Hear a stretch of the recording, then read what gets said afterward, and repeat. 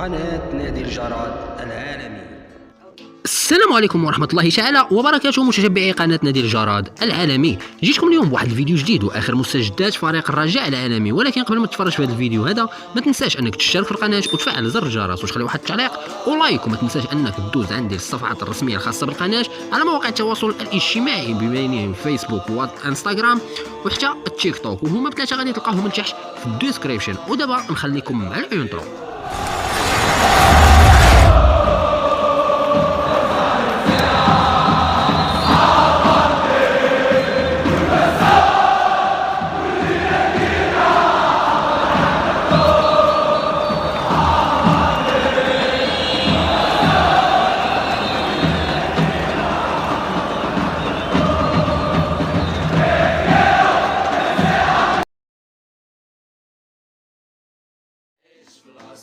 ونبداو اخوتي الرجويين خواتاتي الرجويات الفيديو ديالنا على بركه الله.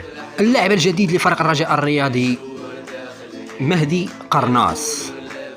التراجع عن تسجيل مهدي قرناص صاحب 33 سنه في لائحه الفريق الاول بنادي الرجاء الرياضي العالمي رغم توقيع العقد بشكل رسمي عشيه امس الثلاثاء لاسباب مجهوله وغير واضحه لحدود اللحظه.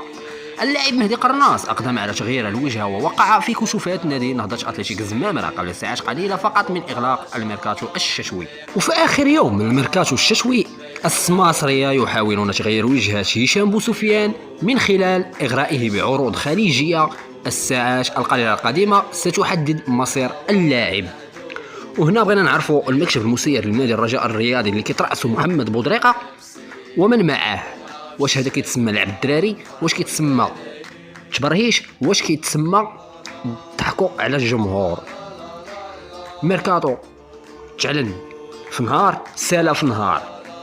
اللاعب الاول اللي هو مهدي قرناص سينا وتم بان العقد ديالو بانه وقع العقد ديالو. شويه كنسمعوا وكتخرج اخبار من اكاديميه النادي بان مهدي قرناص سينا مع نهضة أتلتيك زمامرة. ودابا حاليا بوسفيان حتى هو كنشوفوا بانه باقي ما وقعش، باقي ما تحددش رسميا وجاوه عروض خليجيه.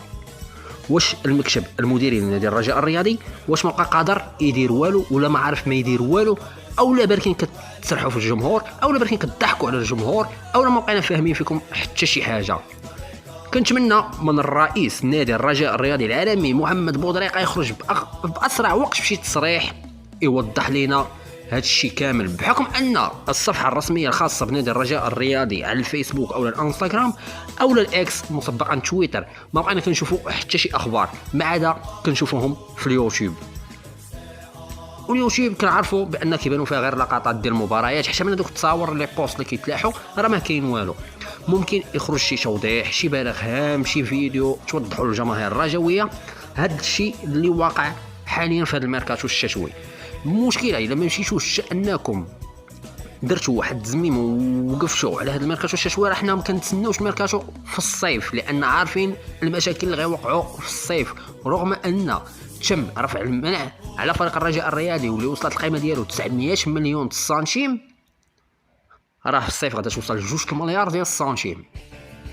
يعني عطيونا شي توضيح الله يرحم لكم الوالدين بخصوص هذا الشيء اللي واقع داخل نادي الرجاء الرياضي. فيكتور ابريغو ظل عالقا في دبي لاسباب اداريه متعلقه بجنسيته البوليفيه والتي تخضع لاجراءات مشدده قبل دخوله الى ارض الوطن.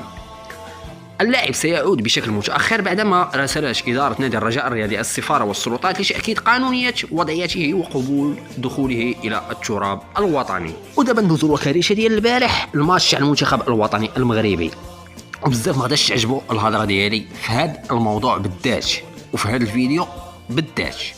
اللي تظلم ماشي هو سفيان رحيمي، واغلب الناس سواء كان رجاوي ولا ماشي رجاوي كلشي كان كيطالب بسفيان رحيمي اللي حقق 2 ديال الالقاب ديال الشان ودى فيها رجل المقابله ودى فيها هداف ودى فيها احسن لاعب في البطوله، واللي تنظمات في الكاميرون قبل من الكان ديال الكاميرون اللي تا هو تقسينا فيه في الربع النهائي ضد المنتخب المصري.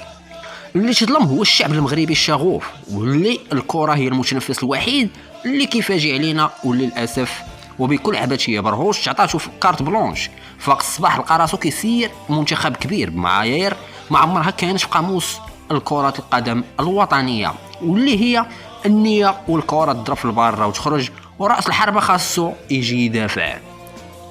اللي تظلم هو وحيد خليلوزيتش اللي كان ضحيه بروباغندا واعلام فاسد واتحاد ما عندوش رؤيه كرويه. السيد نقز خدمة سنين وصايب لك فرقة من لا شيء في ظرف قياسي ودار أرقام سوى سلسلة بدون خسارة، حتى خرجوا لنا الهياطقة ديال المنتخب بكاسكيطاج الأداء راس لافوكا. فعلا الأداء راه وراه لنا شانسيل HD. ما عمرنا شفنا أداء في المنتخب مع وليد من غير تكتير دفاعي والغميق على بنادم اللي عاد يكتشف كرة مورا المونديال. جنوب إفريقيا بمنتخب محلي ومحترف. في مصر ربحوا وليد الركراكي 2 مرات وفي ظرف ديال 5 شهور، حاجه اللي ما مقبولاش، واللي غا في الماضي القريب واحد ربحهم 2 مرات، مره في البلاد مره عندهم وعادي. ما علينا غير ندخلوا بكل فرح نسمعوا الكاسيطه الاعلام المغربي والسكريبت الجديد باش يجدوا البيعه والطلاسم الوفاء لميسي. وهنا خوتي الرجويين خواتاتي الرجويات، الفيديو ديالنا السالا. وإلا عجبك هذا الفيديو هذا ما تنساش انك تشترك في القناه وتفعل زر الجرس وتخلي واحد التعليق ولايك، وما تنساش انك تدوز عندنا الصفحات المواقع التواصل الاجتماعي الخاصه بالقناه، فيسبوك انستغرام وتيك توك، هما تلقاهم 3 لتحت في الديسكريبشن. نشوفكم ان شاء الله في فيديو جديد واخر مستجدات فريق الرجاء العالمي. دمتم في رعايه الله وحفظه، وديما رجاء وتعيش الرجاء.